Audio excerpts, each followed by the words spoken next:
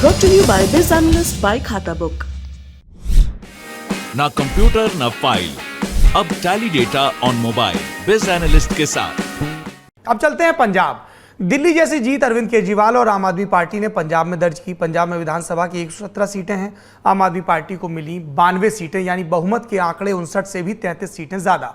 Region wise Punjab को 3 हिस्सों में बांटते हैं। दक्षिण का आधा हिस्सा मालवा, उत्तर पश्चिम का माझा और उत्तर का बचा हुआ हिस्सा दोआबा। सबसे बड़ा रीजन माझा है। इसमें विधानसभा की 69 सीटें, 66 सीटों पर आम आदमी पार्टी को जीत मिली, यानी लगभग पूरे मालवा में एक तरफा आम आदमी पार्टी को वोट मिले।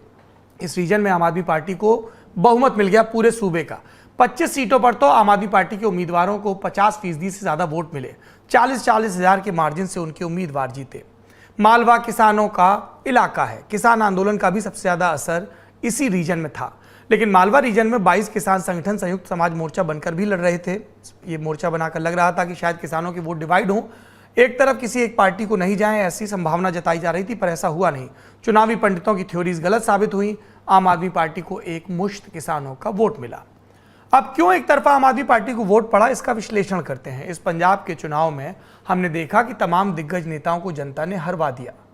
मुख्यमंत्री समेत कई दिग्गज चुनाव हारे। मसलन चरणजीत सिंह चन्नी अपनी दोनों सीटों से हार गए। चन्नी से पहले पंजाब के मुख्यमंत्री रहे कैप्टन अमरिंदर सिंह अपने पटियाला के गढ़ से हार गए।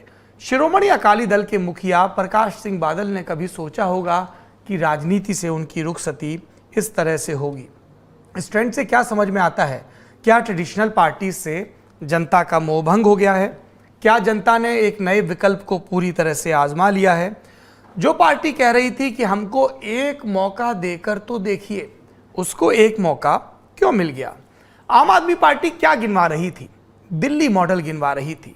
दिल्ली मॉडल जिसमें शिक्षा और स्वास्थ्य, इन दो पर बहुत जोर रहता है। पंजाब के वोटर्स ने इस मॉडल को हाथों हाथ लिया।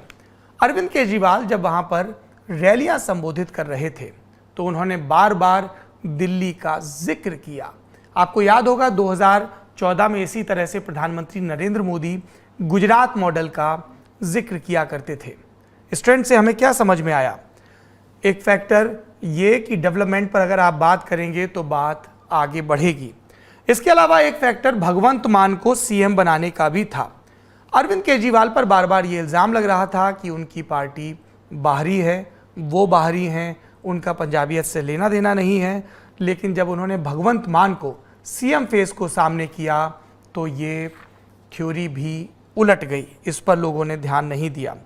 कांग्रेस के चरणजीत सिंह चन्नी मुख्यमंत्री लगातार तंज करते रहे कि भगवंत मान और उनकी आदतें, उनके कुछ वीडियो, लेकिन पंजाब की जनता ने इसको उलट दिया।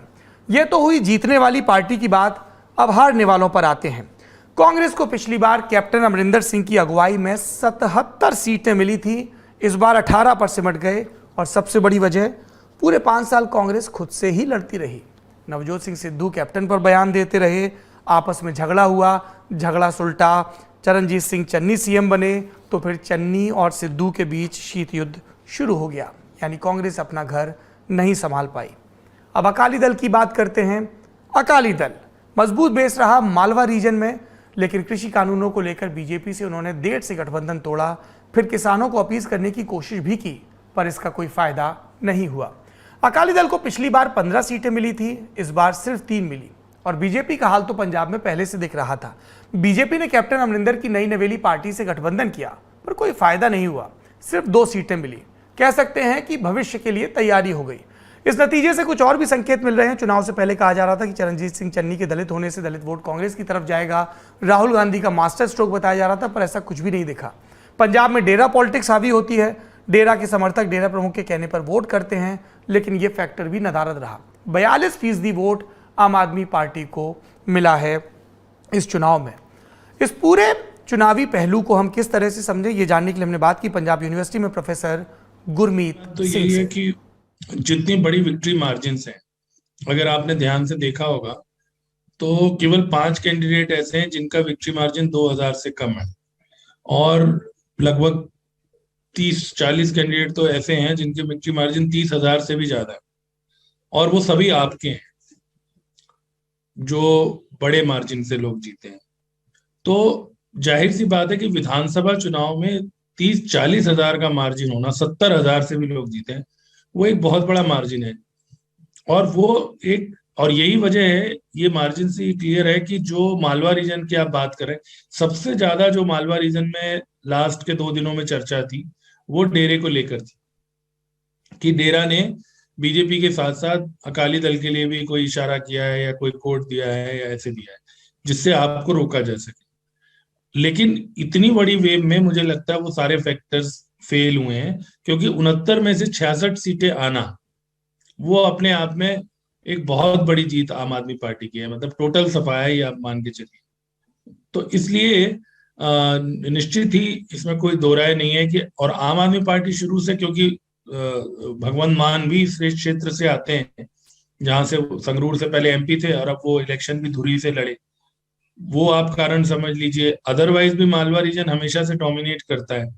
सारे जो बादल परिवार हो या कप्तान साहब हो, 2 दशकों से तो यही लोग डोमिनेट कर रहे थे पंजाब की राजनीति को, जिन दोनों का ही इस चुनाव में एक तरह से विदाई हो गई है, बड़े बादल साहब की भी और कैप्टन अमरिंदर सिंह की भी। सुखबीर बादल तो हो सकता है आगे चुनाव लड़े अभी, लेकिन अब प्रकाश सिंह बादल तो शायद ऐसी विदाई नहीं चाहते होंगे, वो बहुत सीनियर लीडर है। तो मालवा में मुझे लगता है कि खास तौर पे जो यूथ को इन्होंने जोड़ा है अपने साथ, यूथ पॉपुलेशन बहुत जुड़ी है। जो ये भगत सिंह का, जो आपने अब तो खुल के ही उन्होंने कह ही दिया कि दफ्तरों में भी भगत सिंह की फोटो लगाएंगे, उससे पहले भी आप जानते हैं कि भगवंत मान हमेशा एक टिपिकल कलर की पगड़ी पहनते थे, जो पगड़ी हमारे यहाँ भगत सिंह से एसोसिएट की जाती है। तो यूथ का एक बड़ा आइकन भगत सिंह पंजाब में रहे एक नायक के तौर पे शुरू से, और इवन सारे देश में। तो मुझे लगता है यूथ को उन्होंने जोड़ लिया, और ये जो डेरा फैक्टर वगैरह था ये सारा बेअसर हुआ टोटल। और ये बात आपकी बिल्कुल सही है कि मालवा में उनकी जो जीत है वो बहुत बड़ी, क्योंकि दोआबा एक रीजन है जहां थोड़ा फाइट में दिखे। दोआबा में अगर आप देखेंगे तो कांग्रेस और आम आदमी पार्टी लगभग 2012 में भारतीय राजनीति में दो नई शुरुआत हुई थी। 2013 आते आते हमने देखा कि गुजरात के मुख्यमंत्री नरेंद्र मोदी ने दिल्ली पर दस्तक दे दी, देश की दावेदारी प्रस्तुत कर दी। और यही वो बरस था जब अरविंद केजरीवाल के नेतृत्व में आम आदमी पार्टी का भी उभार सामने आता है दिल्ली के विधानसभा चुनाव में। 2014 के बाद हमने देखा कि भारतीय जनता पार्टी ने किस तरह से अपने आप को पुनर्गठित किया, दावा भी किया, तैयारी भी की, दुनिया की सबसे बड़ी पार्टी बनने की एक डेमोक्रेसी के अंदर। नरेंद्र मोदी ने 2014 में चुनाव जीता लोकसभा का, पहली बार भारतीय जनता पार्टी ने अपने दम पर बहुमत हासिल किया और 2019 में इस मैजिक को रिपीट भी किया। ये बड़ी बात थी, क्योंकि चैलेंजर होना आसान है अपेक्षाकृत डिफेंडर होने के। और उसके बाद से भारतीय जनता पार्टी लगातार विजय गाथा लिख रही है। इस चुनाव में एक जिंक्स और टूट गया। कहा जा रहा था कि 2014 के बाद से भाजपा ने कई राज्य तो जीते, लेकिन फिर उन राज्यों को दोबारा काबिज होने पर उनमें असफल नहीं रही या आंशिक रूप से सफल रही। हरियाणा में पहली बार अपने दम पर सरकार बनाई थी, दूसरी बार गठबंधन की जरूरत पड़ी। महाराष्ट्र में भी ऐसा ही मामला रहा और कई राज्यों में हार भी देखनी पड़ी।